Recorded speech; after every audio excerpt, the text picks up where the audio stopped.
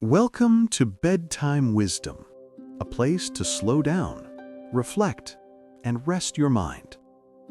Tonight's story begins now. Lao Tzu, The Silent Flow of the Tao and the Art of Letting Go. Chapter 1, Origins and the Journey of the Hermit. Night descends upon the ancient eastern lands. The wind drifts softly across misty mountains, carrying with it the faint scent of dry grass and the murmur of a stream flowing through stone. In the fading light, an old man rides slowly westward on the back of a water buffalo, toward the sunset, toward departure, toward stillness. His name is Lao Tzu, the old master, the keeper of the Tao, the one who found peace through letting go. The stirring of awareness. Lao Tzu once served as the keeper of archives in the court of the Zhou dynasty. Surrounded by ancient scrolls and royal decrees, he watched the rise and fall of men, the vanity of power, the play of virtue and deceit. Each day, he saw ambition dressed as righteousness, and words of wisdom turned into tools of control. One quiet night, bathed in silver moonlight, he whispered to himself, "When the Tao is lost, virtue appears. When virtue is lost, morality arises. And when morality appears, chaos begins." Thus began his inward journey, not to seek, but to return. To return from the noise of men to the stillness of nature, from control to surrender, from knowing to being. Awakening to the natural order. Few understood what letting go meant. In the gentle hum of wind and water, Lao Tzu perceived the truth that most ignored. All things, large or small, move by the current of the Tao, an unseen order flowing effortlessly through everything. He realized, when people strive to control, they resist the Tao. When they trust the flow, the Tao reveals itself. A young disciple once asked, "Master, if we don't control life, won't we lose our way?" Lao Tzu smiled gently. "Do you see the river? It does not resist the rocks. It does not fear the depth, yet it reaches the sea." The Tao, soft, yielding, and humble, is stronger than all the rigid forces of the world. The wisdom of Wu Wei. Wu Wei does not mean doing nothing. It means acting without forcing. It is the art of being in harmony with the natural unfolding of all things. Lao Tzu taught, "The wise act without struggle, create without possessing, and accomplish without pride." For him, every conflict began with the desire to control. When one relaxes into what is, the Tao self-corrects, just as water, always flowing downward, finds the perfect level. Amid the noise of the royal court, Lao Tzu chose silence. He understood. When words are too many, the meaning is lost. So he lived simply, like a drop of dew, reflecting the vast sky while holding nothing. Departure from the Zhou court. One autumn morning, when the air grew crisp, Lao Tzu knew it was time to leave. He set out toward the west, the direction of dusk and endings. Some said he fled corruption. Others believed he sought the stillness of truth. But perhaps he simply wished to return to the silence that birthed all things. At the western gate of Henggu Pass, the gatekeeper recognized him.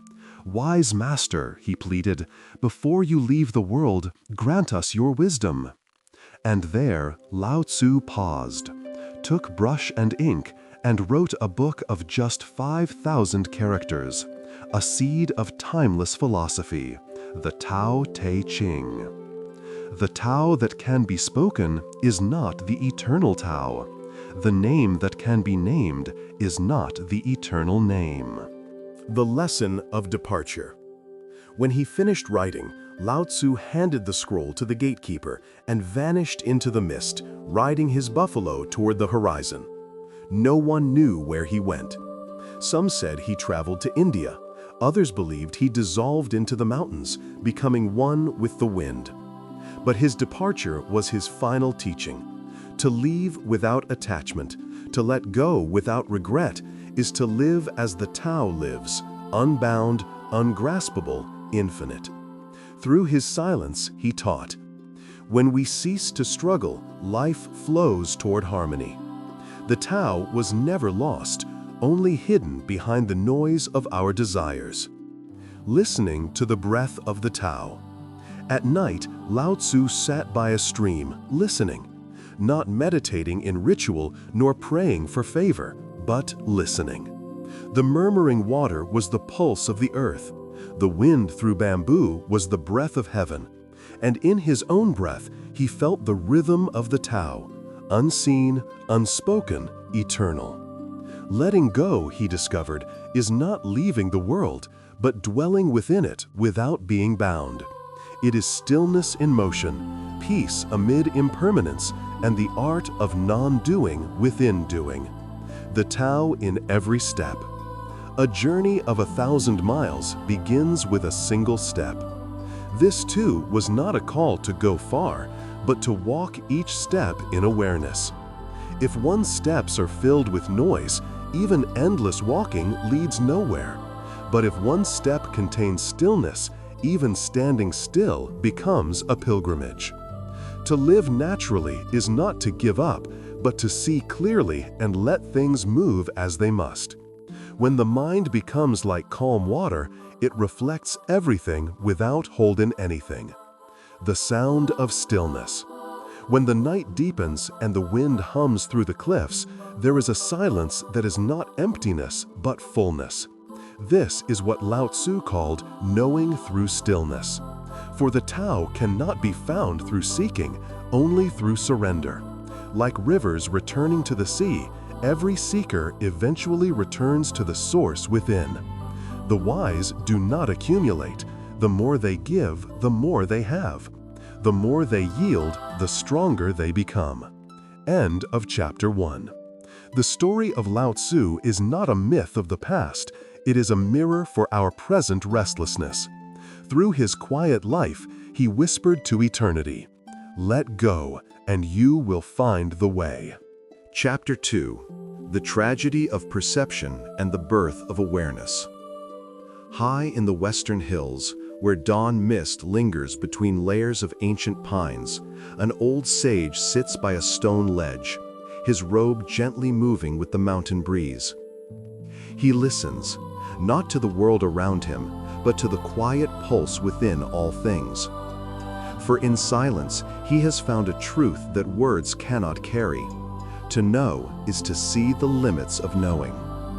This is Lao Tzu, no longer a scholar, not yet a myth, but a man who has walked far enough to see that all paths lead back to stillness. The great tragedy of understanding. For Lao Tzu, the greatest human tragedy was not loss, nor pain, but misunderstanding reality itself. Men chase after wealth and suffer when it fades. They pursue power and tremble when it slips away. They love with possession and break when love transforms. He said, "To know contentment is true wealth. To know when to stop is lasting peace." But few ever know enough to stop. Desire, like an empty vessel, is never filled. And so begins the endless cycle, the tragedy of perception, where one searches for happiness in the very things that obscure it. Doing too much, understanding too little. From his mountain hut, Lao Tzu would watch the farmers in the valley below. They rose with the sun, worked the earth, and sang even in toil. Their joy was simple, free of philosophy or ambition. He murmured, "There, that is the Tao. They act without pretense. They live without the thought of living rightly. For him, Wu Wei, effortless action was not passivity. It was doing without the noise of ego. Action born from clarity, not from striving. When a person tries to prove themselves, they fall into the web of self-importance. But when they simply are, their actions harmonize with the rhythm of life, like a river flowing without command, or a tree growing without plan. Fear and the illusion of control. One disciple asked, "Master, why do people try to control everything?" Lao Tzu closed his eyes and answered, "Because they are afraid. When they do not understand the Tao, they fear the loss of their small selves, and in trying to hold on, they suffer." He lifted a handful of water and said, "Can you hold water by squeezing it? The tighter you grasp, the faster it runs away. But hold it gently and it rests in your palm." Control, he explained, is born of fear, and fear of ignorance. Letting go is not weakness. It is the wisdom of knowing that nothing can truly be held. The human drama of attachment. Lao Tzu once said, "He who knows contentment will not be shamed. He who knows when to stop will not be harmed." Yet humanity never stops. We conquer, we measure, we demand permanence in a world of change. And when the inevitable happens, when the tide recedes, we curse the sea. But the Tao never punishes. It simply moves, impartial as the wind, gentle as the tide. All suffering, Lao Tzu saw, comes not from what happens, but from resisting what is. To flow with the river is peace. To fight it is exhaustion. Death, the silent teacher. One evening, rain fell softly upon the mountain leaves. Lao Tzu sat by the window, watching droplets merge into the soil. He whispered, "The rain falls, the earth receives. When man falls, the earth receives again. What difference is there?" To him, death was not an ending, but a transformation of form. Like vapor rising to become clouds, life too changes shape, but never ceases to be. He said to his students, "You fear death because you think you are your body. Know yourself as the Tao, and fear will vanish. In that knowing, every loss dissolves, for nothing truly departs from the way. To stay or to leave." "Master," they asked him, "why do you not stay and teach more?" He replied with a soft smile, "When water is clear, should one keep stirring it? When the heart is not ready, even wisdom becomes poison." He understood that knowledge cannot be imposed, just as the Tao cannot be spoken. Only through experience can one awaken. And so he left, for even his absence would become a lesson, that truth must be found, not taught. Seeing through time. Centuries would pass, empires rise and fall, and yet Lao Tzu's words would echo. The great Tao flows everywhere, yet men try to stop it. But though humanity changes, the Tao remains, moving quietly beneath the noise of civilizations, ever patient, ever still. Every mystic, monk, and wanderer who sought peace would, in their silence, find traces of Lao Tzu's breath, a reminder that stillness is the true revolution. Awareness, the lotus in the mud. One night, a disciple asked, "Master, how will I know if I am on the right path?" Lao Tzu pointed to a lotus blooming in the muddy pond below. "See the lotus? It does not flee the mud. It opens within it. The Tao is not found by escaping the world, but by awakening within it. It is the flower that blooms from imperfection, the peace that arises within chaos." This is awareness, to see both darkness and light as equal children of the Tao. End of chapter 2. In the tragedy of perception, human beings clutch at illusions, only to suffer from their own grasp. and in the moment they let go, they find what was always present, the boundless freedom of being part of the way. Those who follow the natural path endure. Those who resist are left behind. Lao Tzu's voice, soft as wind, continues to whisper through time. Peace is not found by seeking, but by surrender. Chapter 3: Awakening and Legacy. Becoming one with the flow of the Tao. Above the silent peaks, where clouds drift like unspoken dreams, an old sage sits upon a moss-covered stone. The wind combs through his silver hair, and in his stillness, the mountains themselves seem to breathe slower. No one knows how long he has been there. Time, it seems, has forgotten him, as if even time bows before those who have stopped seeking. This is Lao Tzu, who no longer follows the Tao, for he has become the Tao itself. Returning to the root. Returning is the movement of the Tao. In this single line lies the secret of awakening. The journey outward, through knowledge, effort, and control, ends only when one turns inward and returns to stillness. From the bustling palace to the quiet mountains, from intellectual pursuit to intuitive trust, Lao Tzu's life mirrors the path that every being must travel, from doing to being, from striving to surrender. When he ceased to chase answers, truth revealed itself in silence. When he stopped naming things, everything shone with its original light. That is the awakening, not to find something new, but to recognize what has never left. The unity of opposites. In the Tao Te Ching, Lao Tzu wrote, "Being and non-being create each other. Difficult and easy complement each other. Long and short define each other. High and low depend on each other." He saw that the world's apparent opposites are not enemies, they are partners in balance. Without night, we cannot know day. Without silence, sound loses meaning. To awaken is to stop dividing life into good and bad, success and failure, birth and death. They are all waves in the same ocean, different in shape, identical in essence. The Tao embraces them all, as the sky holds both storm and sunlight. Dissolving the observer. One morning, as the mist dissolved into the rising sun, Lao Tzu sat by the river and felt the current move beneath his reflection. In that moment, he realized there was no longer him watching the river. There was only the flow itself.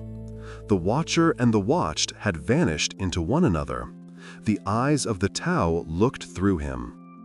It was not enlightenment he sought, but the end of seeking altogether.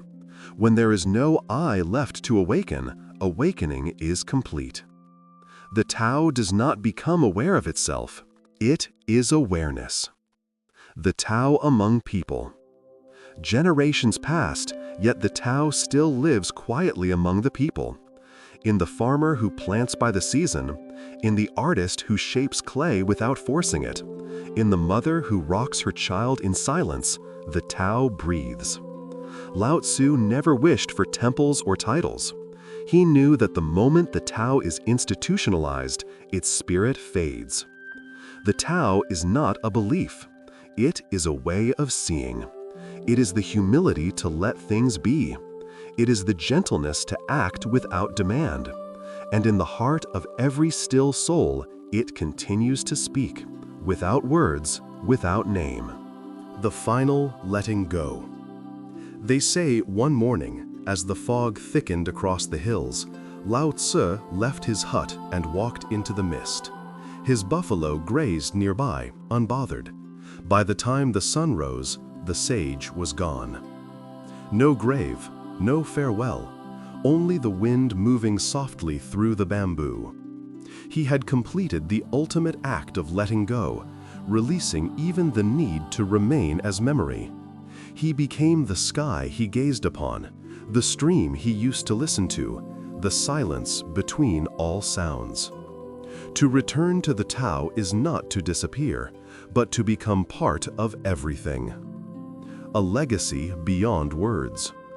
What remains is the Tao Te Ching, a book so brief it could fit in a pocket, yet vast enough to hold the whole of existence. Its 5,000 characters are not teachings, but mirrors. When read by an anxious heart, they are confusing. When read by a quiet mind, they become luminous. Lao Tzu's true legacy is not the words themselves, but the silence between them. The Tao cannot be written, only remembered, like the echo of a wind you once heard in childhood. He wrote, "The Tao that can be spoken is not the eternal Tao," and then fell silent, for nothing more needed to be said. The Tao in the modern world.